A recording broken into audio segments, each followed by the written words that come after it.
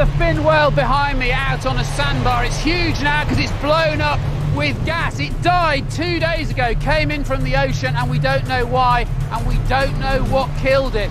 But you can see people are now making their way over there. We have a window of opportunity of literally a few hours to be able to get out there and start the post-mortem to try and unlock all those clues that are not only going to tell us why that whale died, but also help us understand the whales that are still living out there. And let me tell you, the weather is absolutely abysmal.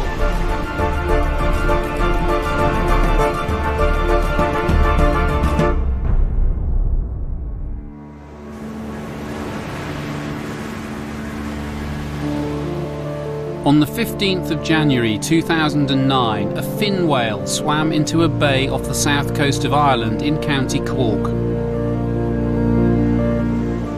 Fishermen from the village of Court McSherry made valiant attempts to save it, but once the tide started to go out, this 65-foot whale was doomed.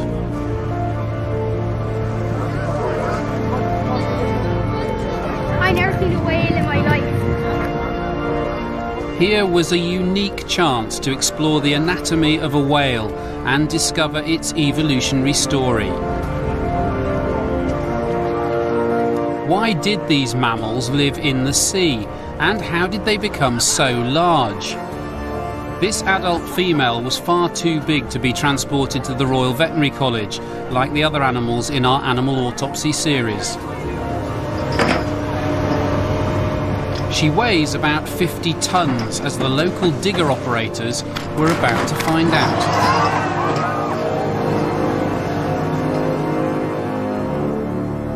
The whale was decomposing fast, with a growing risk of explosion. The Irish authorities feared this could degenerate into a public health nightmare. The vet in charge, Dan Crowley, accepted our offer of help to fly in the queen of whale anatomy from New York, Joy Reidenberg.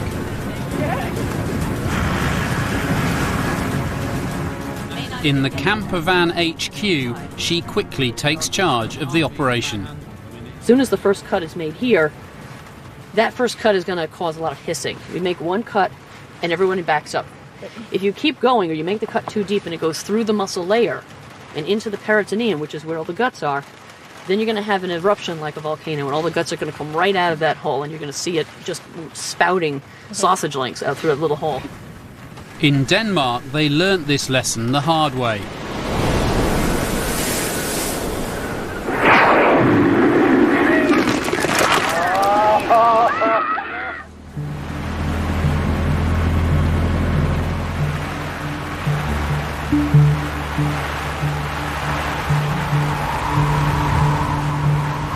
The tide's now dropped, and we have just 4 hours before nightfall.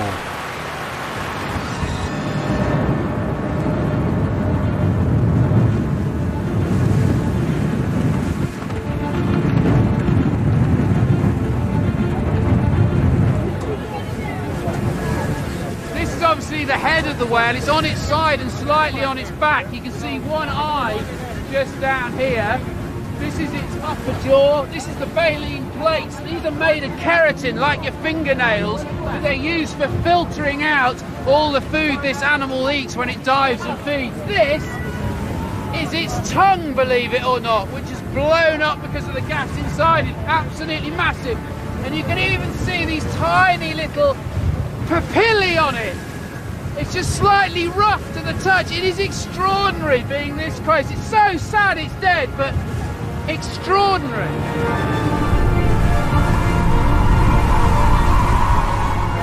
Okay, you guys, we need everybody here to be on the other side of that water because we're going to cut this in and it's all going to pop out.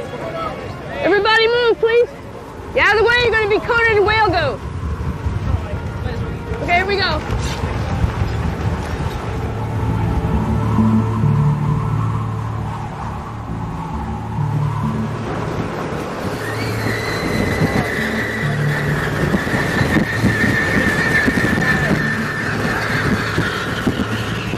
That gas is all from fermentation from bacteria that are decomposing the organs inside.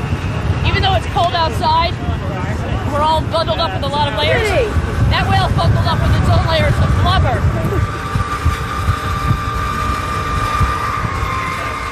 But I'm trying to let gas out from as many small ports as I can rather than one large one. Because if there's one large one, all of the internal organs will get pushed out through that hole. The whale part symphony. What's just the opening number?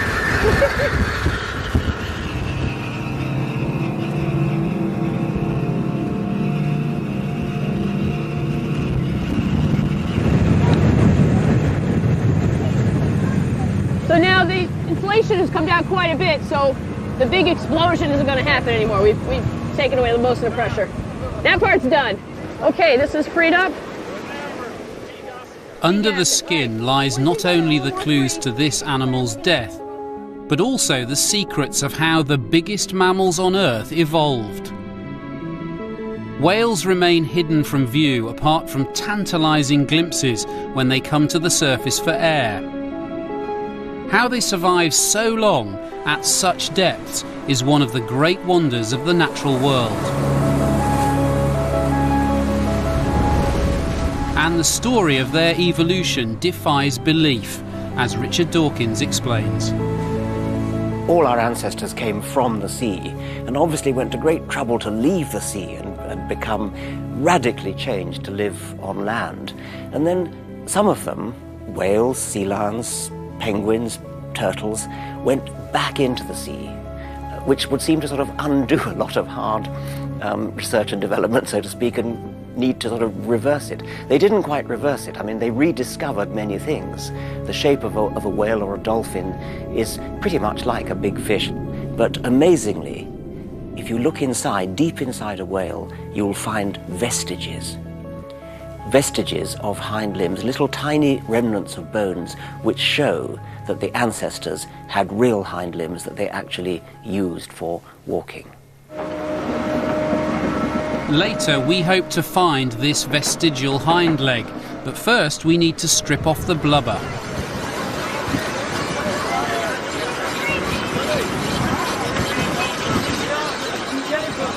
Okay, you and you, come on out.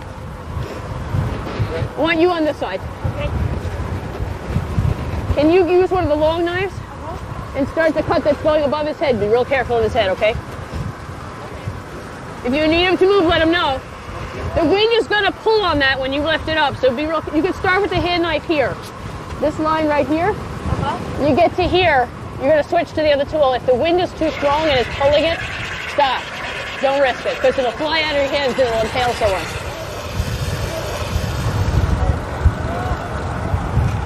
All right, I'm going to go up there in the meantime. Oh. If the no, not that, not that. Oh, just the hook. Just the hook. If you got a hook. If the wind isn't too bad, I'm going to get up and do the cut. I just need to see how bad the wind is. If I feel like we're going to get blown off, I'm not going to do it. Yeah, they're behind you. All right. You okay with that? Yeah, I think I'm all right. I want to get to that depression where I can sit better. Okay. Hang on. There you go.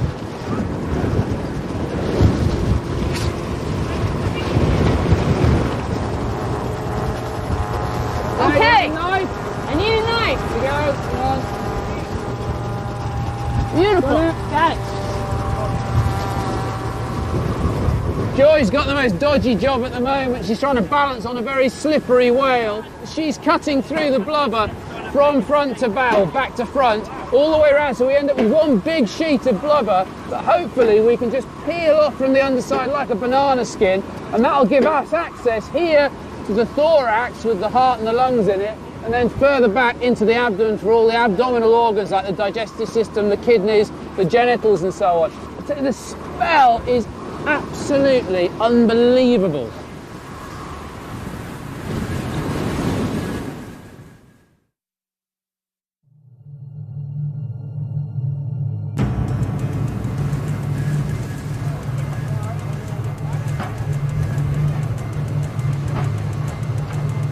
So I'm cutting along this area here of the whale's belly.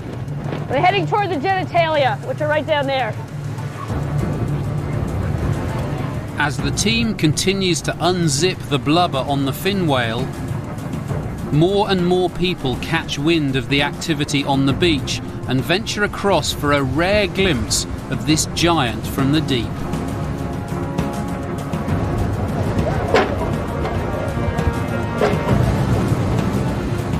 Local businesses are quick to take advantage of the new tourist attraction,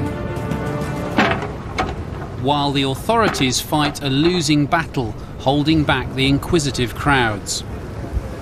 The pieces that are kind of hanging off there. Yeah. Is that plastic or is it skin? Hang on a minute.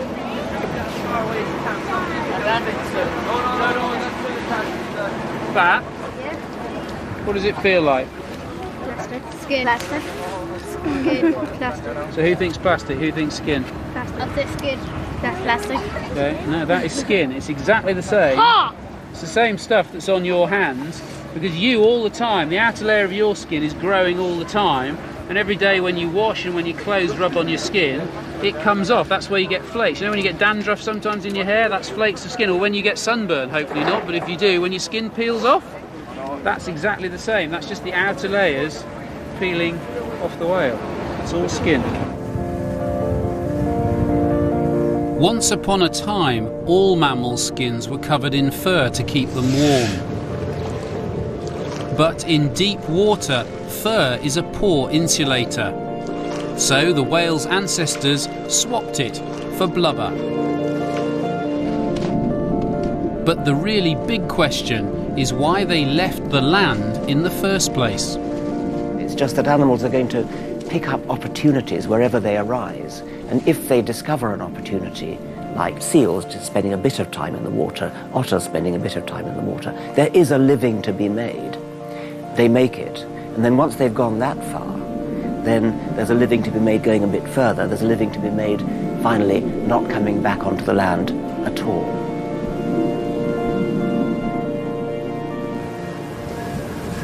All right, I'm going to make this last cut. It's going to spring down as soon as I do it. Joyce is going to make the last cut and it's going to move down in a second. Here it goes. Hold on. Hopefully I won't run. Whoa, you right? Drop the knife, you're going to fall.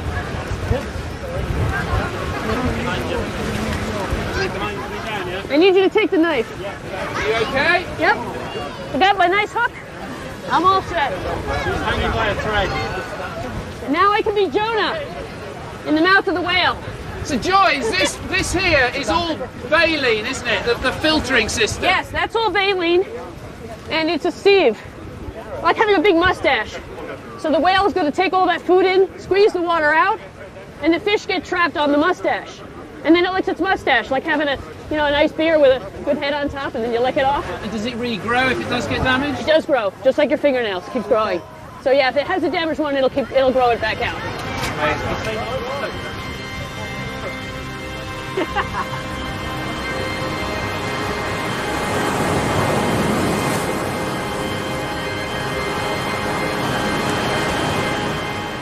When baleen whales go in search of food, they prefer to shop in bulk. They eat shoals of fish and krill that can be so densely populated they stain the sea red. To trap this much seafood in one go requires opening the mouth as wide as possible. Unlike other mammals, the two halves of the baleen whale's lower jaw are not fused together. Each side disarticulates, allowing its huge expandable throat to fill with water. As it squeezes the water out, fish are trapped in the moustache-like baleen plates, ready to be licked away by the tongue. Take a look up here. This material here is the tongue. So this is it. This Okay. stretchy stuff that you're looking at here is the floor of the mouth. right. That's actually the tip of the tongue. Okay, there we Here. go. There we go. That's it. Okay. That's all there is. This is it. That is the tongue. That's the tip of the tongue. So most of this Most that of- was blown out the front that I thought was the tongue is actually just the floor of the mouth. And some of the tongue. Okay. Some of the tongue was, because this was up there. Wow. Now it's all retracted because this is very elastic tissue. So once the tension was off, it all pulled back this way. You see, Yeah. it's very floppy. It's not a lot of muscle in there, but there's enough muscle to cause it to curl, kind of Yeah. like this. Yeah. And when it makes that curl, as a baby, these little fringes, which are actually a little bit bigger in the babies, help, like fingers, to grab around the mother's teat to form a tube so that when it's nursing, the water's channeled through that tube and into the mouth, so the milk is not lost to the ocean. And so far, have you found anything in terms of any possible reasons for death? Not yet. I can't believe that you are inside the mouth of a whale. Okay. There you go. I don't want to lose you inside I know, it yet. it's There's really still a lot of work Not to be yet. done. The digger's just being manoeuvred into the right position now to be able to have the right angle of pull on this blubber. Because ideally what wants to happen is rather than trying to pull it out at right angles to the body, it wants to pull it longitudinally, like just peeling back that banana skin. If the rope pulls through, the only alternative is with us with knives is to actually hand cut it off, which will take probably an hour and a half. And the tide will be on the turn and coming in any moment, so that would be a serious disaster. This is going to be dramatic. Go for it.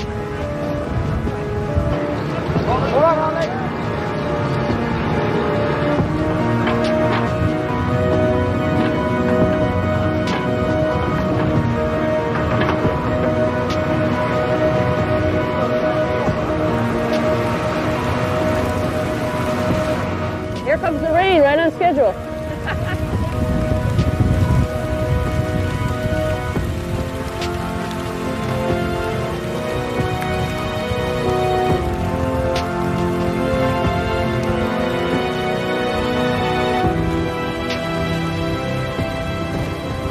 Perfect. Okay. With the blubber coat peeled off, we can finally investigate the internal anatomy, and we'll begin with the guts. Their contents may yield vital clues about what led to this animal's death. We're about 2 hours into the dissection at the moment, and we're trying to work out now is how to get the small intestine out of the abdominal cavity to be able to drag it away. But the difficulty is trying to, not only is it heavy, but I mean typical of intestine, it just wraps in amongst itself. What's amazing is it's still so warm. I guess everybody stopped breathing through their nose in the last while. Huh? You need one of these to get it out. This could be very messy.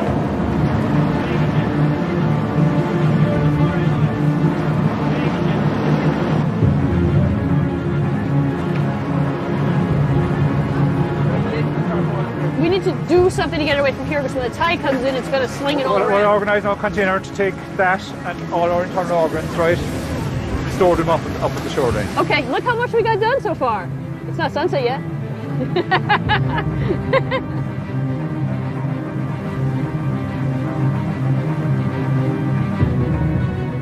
Joy is on her own race against the tide.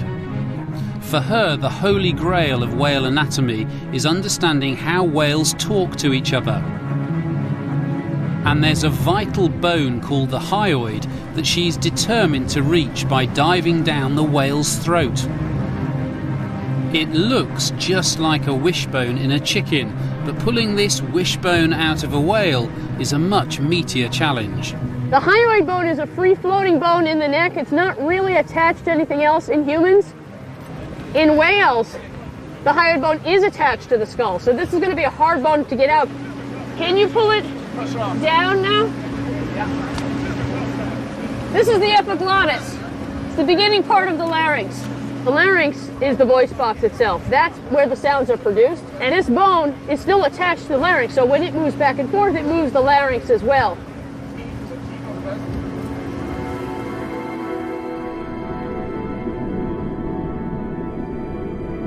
The songs of whales are so deep, they're beyond the range of human hearing. It was only during the Cold War, when the US Navy took microphones into the ocean to listen for Soviet submarines, that they inadvertently became the first humans to hear them.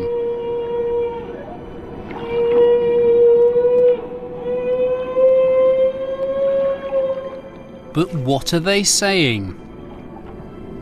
Well, they might say, I found a really cool patch of krill, come on over here, it's a food fest. Or they might be saying, Mama, where are you? Or they might be saying, I'm sexy, come mate with me.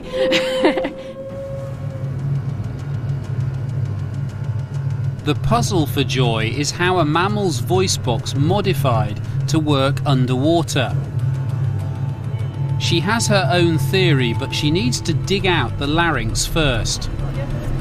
As the sun sets and the weather turns bad again, the odds are not looking good.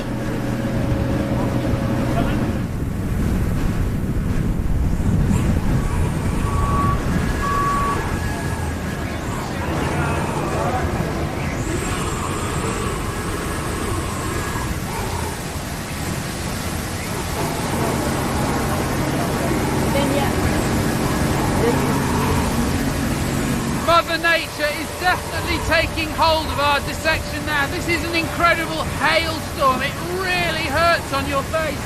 And the team are trying to tidy up and move as many of the samples they've taken out of the carcass into safe ground, because obviously the tide's now coming in. Poor old Joy, she's still battling away to try and get that hyoid bone and the larynx out. And just where the digger bucket is now, they're just trying to excavate out the liver, because they've had enormous problems trying to get that out, to get access to the diaphragm that separates the abdominal cavity and the thorax or the chest, because if we can open that big curtain of muscle, we'll get to the heart, which is hopefully what we'll do tomorrow. We've got to be leaving soon, because otherwise we won't get off this beach.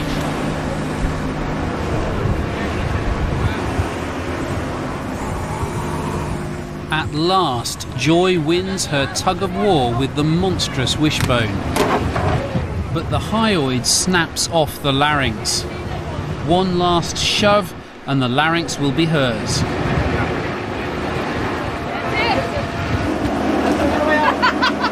Easy way down. All right, that's it. Despite driving rain and fading light, Joy cannot resist an impromptu tour of her favourite organ. That's the voice box. It's called the larynx. This is the front end. That down here is the epiglottis, the front part of the larynx. It's a little bit shredded right here. That's the opening in that air would take to get into the larynx. These are the corniculate cartilages, and they have these interesting flaps on them, and it's not clear whether these animals pulse these flaps, because fin whales actually do make pulse sounds. So these might be part of the sound producing apparatus. If we follow the air through and go around to the back again, where it's coming out in the back right here, you'll notice that as you look through that hollow space, if you can see the light coming through, where I'm putting my hand, it goes into a cleft. And so as it goes through this gap, this sac is probably responsible for bringing those sounds out to the outside world. So this sac can really balloon out and take a lot of volume in it. As this bag distends, it pushes on those throat plates, which are like an accordion. They can expand and contract. And that in turn would send the pulse into the water directly.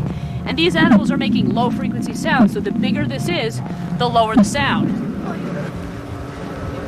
Oh, Yep, I knew that was going to happen. There it goes.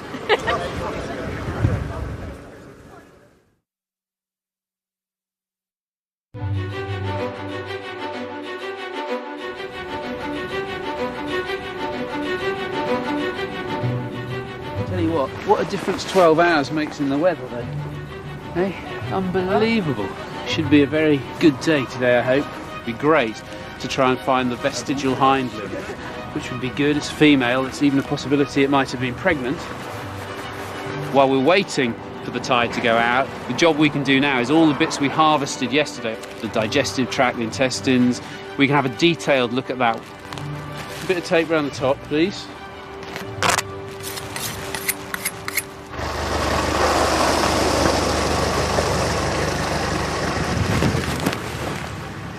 Lovely mess. Do you get used to this smell? Oh yeah. This didn't smell nearly as bad to me as simple things like, you know, changing a baby's diaper.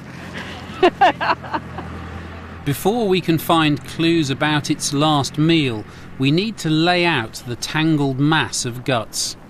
Somewhere underneath here is the stomach, which is the beginning of the tract, so we need to flop some of this over to get down to the stomach.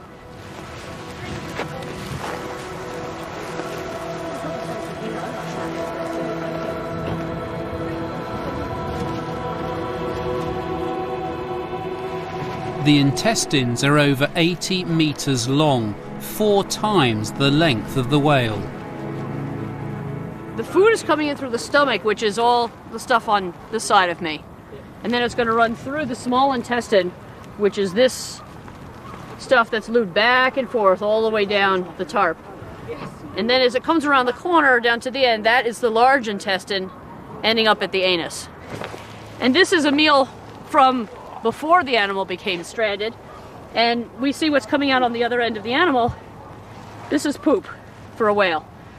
But it's pretty wet stuff. It's a lot wetter than what you expect on a land animal. For a whale, it needs to have something it could excrete while it's still moving and swimming. Joy now wants to check what it ate just before it died. This is stomach. Okay.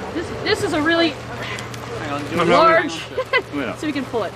We need a bit of help here. There you go, hold on. Let's make another hole. Here's one right here. Pull it. We can pull it this way, we might do better.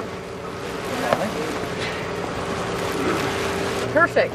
We're looking at the beginning of the stomach, one of the chambers of the stomach here.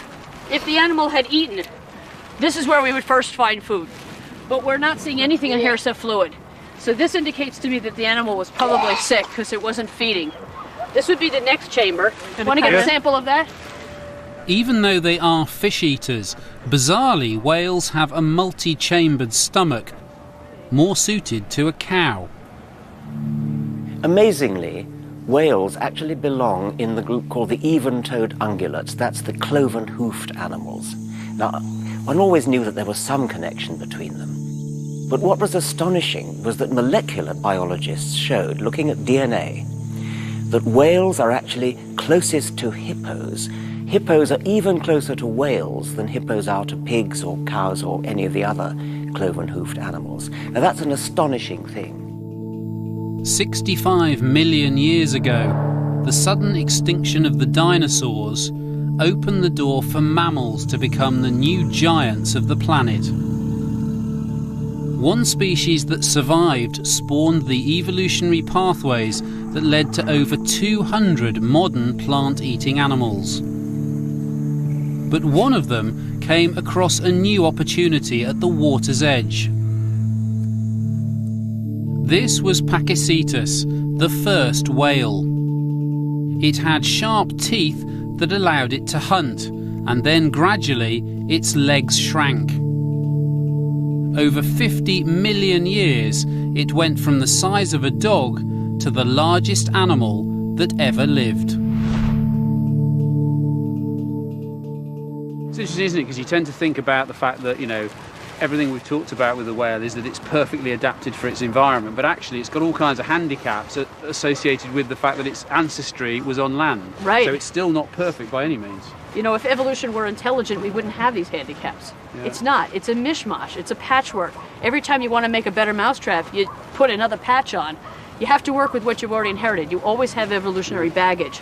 Makes you think, though, doesn't it, in the very long term, in the future, would you end up with this evolving into an animal that then moves more to being to having gills or being able to actually extract oxygen out of the water rather than having to breathe like a land mammal? You could never make those predictions because evolution isn't directed. Yeah. And you never know what the environment's going to do because it has to respond to how the environment changes. Who knows what changes are going to happen? Maybe global warming will cause our whales to evolve into something else. When whales took to the water, their swimming style was set some 50 million years ago. Their ancestors used to gallop over the countryside. Now they live in the sea.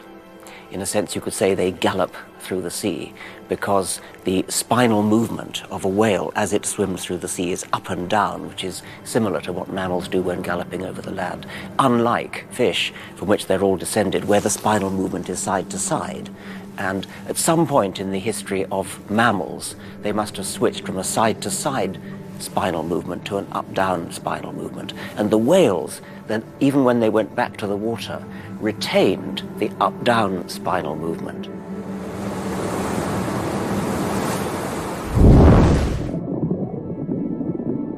Galloping in the sea didn't just mean swapping legs for a tail.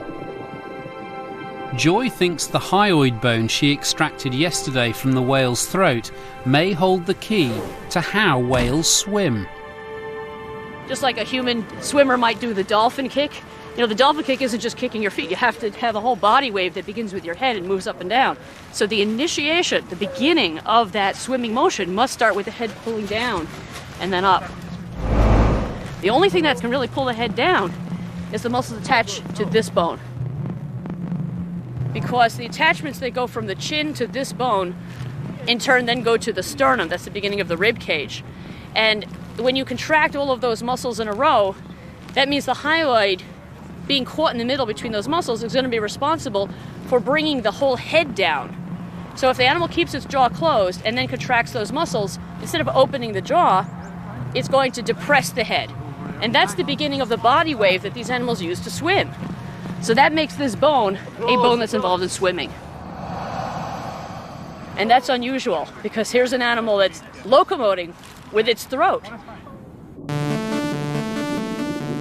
Joy's research is turning the science of how whales swim on its head. By studying a bone crucial to communication, she unwittingly stumbled across an explanation of how they learn to swim.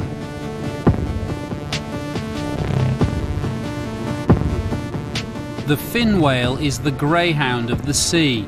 Its streamlined body crosses oceans to reach its feeding grounds. But in the case of our whale, something went wrong when it came to feed off the coast of Ireland. Now the tide has receded, we have just 4 more hours to try to solve the mystery.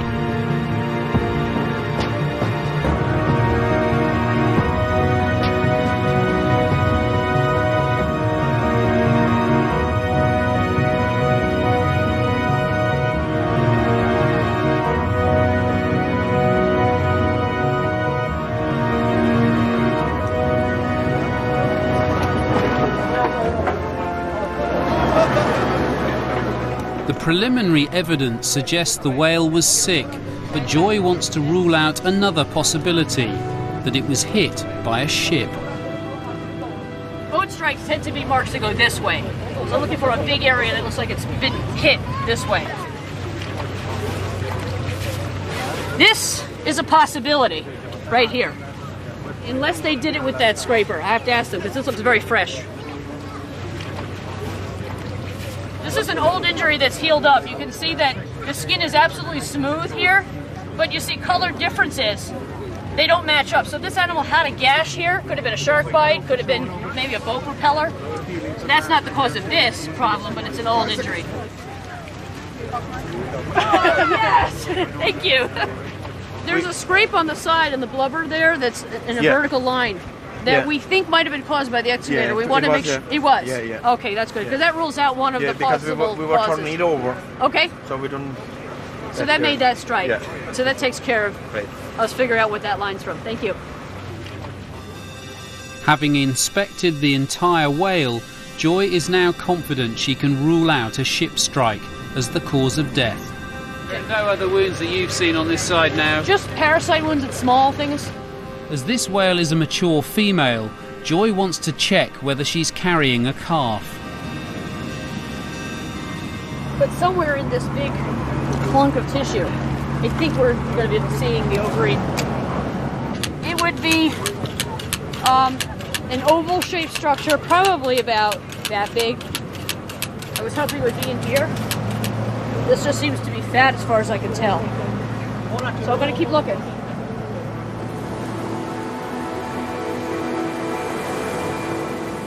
The anatomy of whale sex is extraordinary. Males can have penises up to 3 meters long, and hidden under their blubber, their testicles can weigh a ton.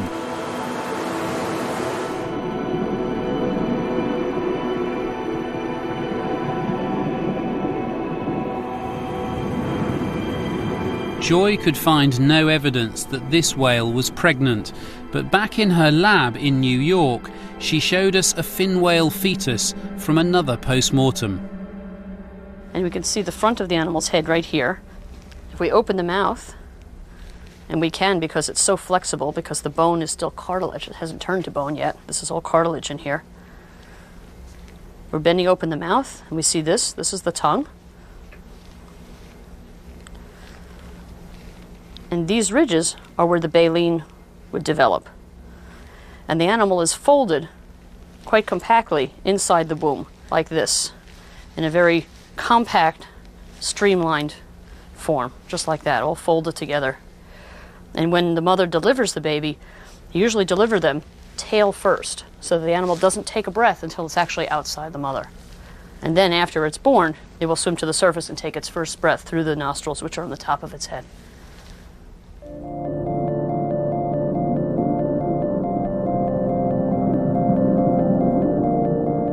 After taking a breath, some whales can stay underwater for half an hour or more before returning to the surface again. Their lungs have adapted to refresh 90% of their air with one exhalation. Now we want to reach the lungs and heart in the last remaining hours before the tide comes in. How confident are you that we're going to be able to get into the chest cavity? I keep my spirits up. I think we can do it. The heart and lungs are encased inside the whale's vast rib cage. But because a local village wants to preserve the skeleton, Joy can't saw through the ribs as she originally planned. So she has to dive under the rib cage to try to release the organs. You can see now here Joy's just pulling out, or some lung has prolapsed out from the chest, which is the light coloured pinky tissue she's working on now, but she's trying to cut the rest of the diaphragm away because we want to be able to particularly look at the heart that's inside. Brilliant. Hopefully in a few minutes, if we can get through the diaphragm, we might actually find it. Brilliant. Good. This is the aorta, and this is the major blood vessel that's carrying blood from the heart down through the rest of the body. Where have your legs gone? God, don't even ask. I'm so messy now, it doesn't matter anymore. Heart is right in here where my hand is reaching. That's the heart.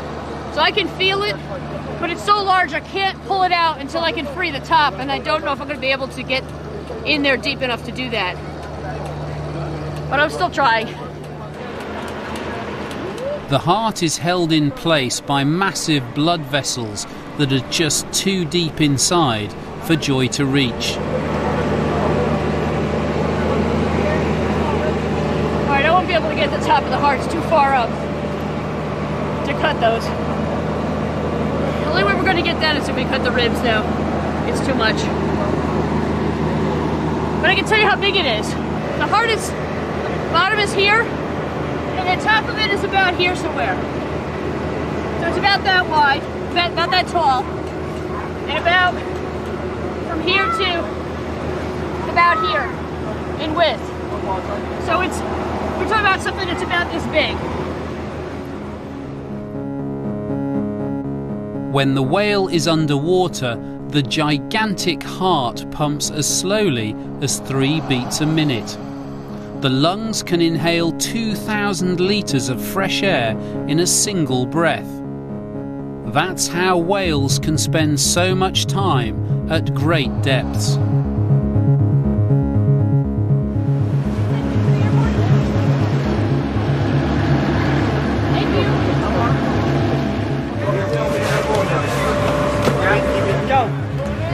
Down. No. Straight back. Nice and slow. Hold it there. It's getting quite frantic now because we're losing the light, and they're trying desperately to be able to take the bones, the skeleton out of this to be able to save them. And they've currently got the lower jaw, they've taken it off at the hinges back here where the other digger bucket is, just about a foot the other side, and they're going to pull the whole thing out forwards. It's a huge, huge bone. It's this bit here under us. Raise it up. But they're going to lose the light. They are going to lose the light. Right the way up.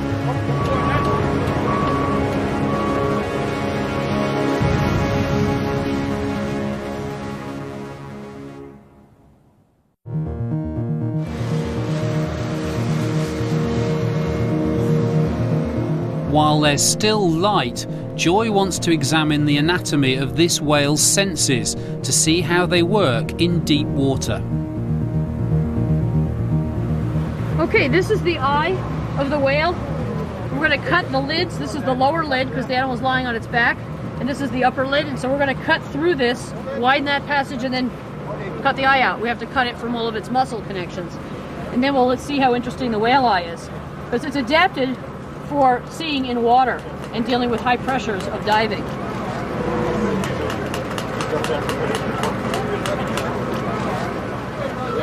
We're almost there. It's about to come out. Here we go. Now it's hanging on just by the nerve in the back that transmits the image back to the brain. We're going to cut it right down the middle now to show you the anatomy on the inside. This is very thick and therefore very hard to cut.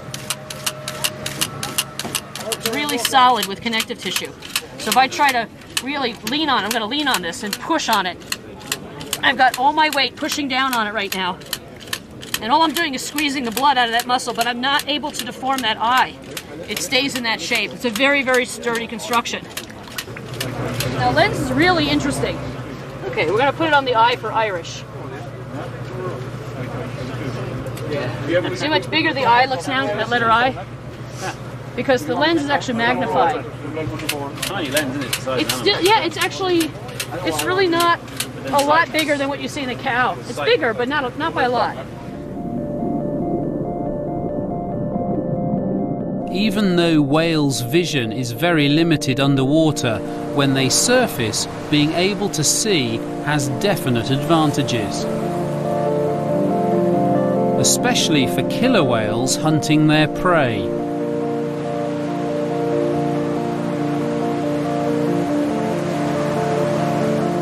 But when whales dive into deep water, they have to rely on other ways of seeing in the dark. They use sound waves instead, listening for echoes bouncing back from sounds produced in their voice box. High-frequency pulses can pinpoint the precise location of a fish, which is particularly useful for killer whales and dolphins. But for fin whales, it's the low-frequency sounds that are important. They pass straight through small fish and travel much greater distances to reflect off shoals. This allows them to detect a school of fish a mile away in only 2 seconds.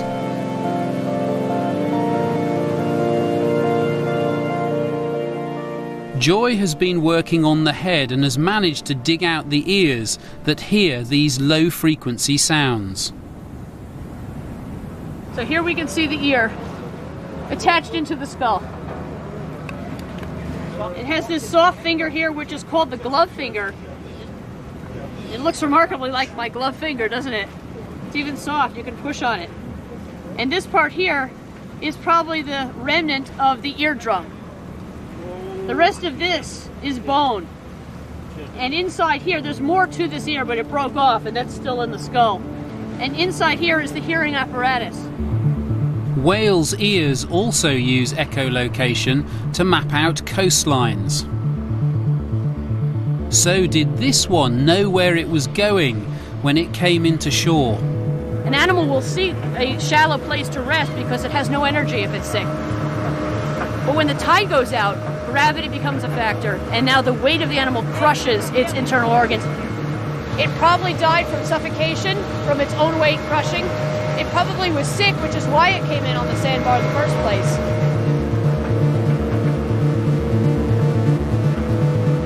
Just as we're about to finish, one of the team makes a discovery.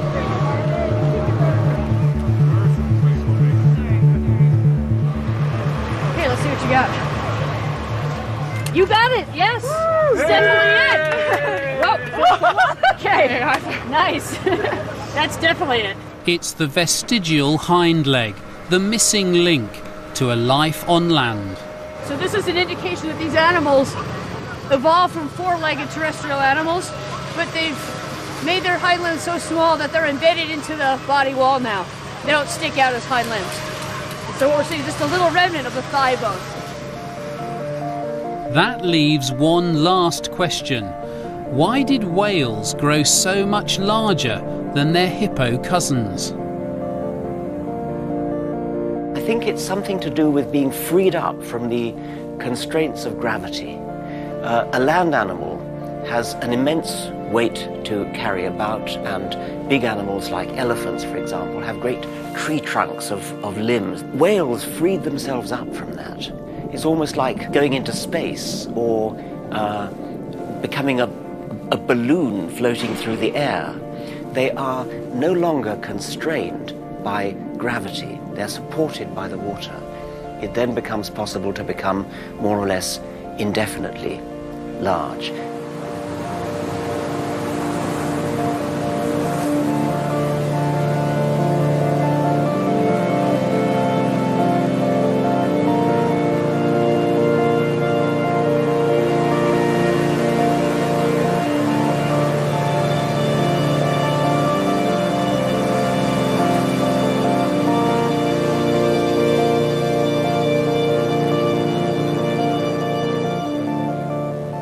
Well, it's been an incredible 2 days here battling the elements in Ireland, trying to learn as much as possible about this poor dead whale behind us. In terms of why it died, we've got lots of clues. We think it had an acute illness and for some reason ended up in this bay and got stranded. And it's one of the Achilles heels of whales that when they do end up stranded, essentially they suffocate because they simply cannot breathe when their body's not supported by water. The most incredible thing for me, though, is the fact that seeing a whale from the inside proves to you it's a mammal just like us. It breathes air. It's got the same kind of body systems and organs, yet it's adapted to live right out there in the ocean rather than here on land. An amazing thing, that animal is more closely related to a mouse than it is to a fish.